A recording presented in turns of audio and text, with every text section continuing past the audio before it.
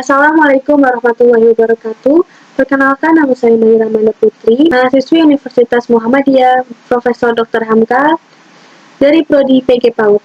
Di video kali ini, saya akan memaparkan tentang artikel yang saya buat untuk memenuhi tugas ujian akhir semester mata kuliah Bahasa Indonesia. Untuk artikel yang saya pakai ialah Stop Kekerasan Seksual pada Anak. Alasan saya mengambil judul ini karena pada saat ini maraknya kasus kekerasan seksual, terutama kekerasan seksual terhadap anak. Dan masih banyak orang atau orang tua yang belum memahami tentang segala hal tentang kekerasan seksual. Isi dari artikel yang saya buat diantaranya, kekerasan seksual merupakan perbuatan merendahkan serta menyerang terhadap tubuh yang terkait dengan hasrat atau nafsu seksual secara paksa dan dilakukan atas kehendak satu pihak saja. Dan pada saat ini, maraknya perkara kekerasan seksual yaitu terhadap anak di bawah umur, tentu saja hal ini memiliki penyebabnya. Banyak penyebab atas kejadian yang tidak diinginkan ini. Salah satunya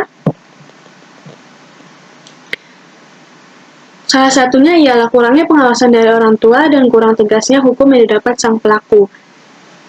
Pada zaman yang semakin maju ini, tingkat pengawasan orang tua terhadap anaknya justru semakin berkurang. Selain itu, kepedulian pemerintah terhadap kasus ini juga rendah, dan juga hukum yang ditetapkan tidak berdampak jera untuk pelaku kekerasan seksual. Contoh untuk kekerasan seksual sendiri yaitu pemerkosaan, intimidasi seksual, eksploitasi seksual, perdagangan perempuan untuk tujuan seksual, prostitusi paksa, perbudakan seksual, pemaksaan perkawinan, dan yang sering terjadi yaitu pelecehan seksual. Untuk pelaku kekerasan seksual bukan hanya orang asing saja, tetapi bisa saja dari orang terdekat seperti anggota keluarga sang anak. Maka dari itu, kita harus bisa memahami jika anak telah mendapatkan kekerasan seksual. Tanda-tanda yang bisa dilakukan dari anak jika mendapatkan kekerasan seksual yaitu sering mimpi buruk, hingga sulit untuk tidur, kehilangan konsentrasi, kesulitan untuk mengendalikan emosi, menjadi pribadi yang sangat tertutup, dan juga terlihat sedih dan takut berlebihan. Agar tidak lebih banyak kasus kekerasan seksual yang dihadapi oleh anak, maka kita harus mencegah dan mengatasinya.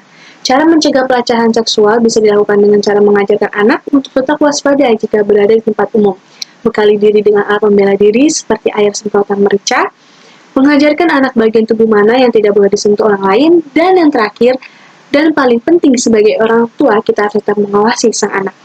Dan dalam pembuatan artikel, saya mengambil referensi dari suara.com dengan judul pelecehan seksual, definisi dan bentuk tindakan dan pencegahannya. Dan juga di buku pintar Perlindungan Anak.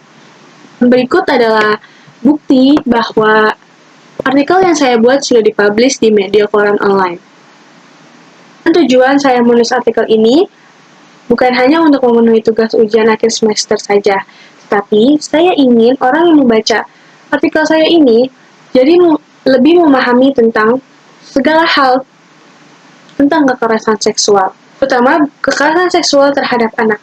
Karena kita semua pasti tahu anak masih belum bisa menjaga dirinya sendiri. Maka dari itu, kita sebagai orang yang lebih tua atau orang yang lebih memahami, kita harus bisa menjaga sang anak.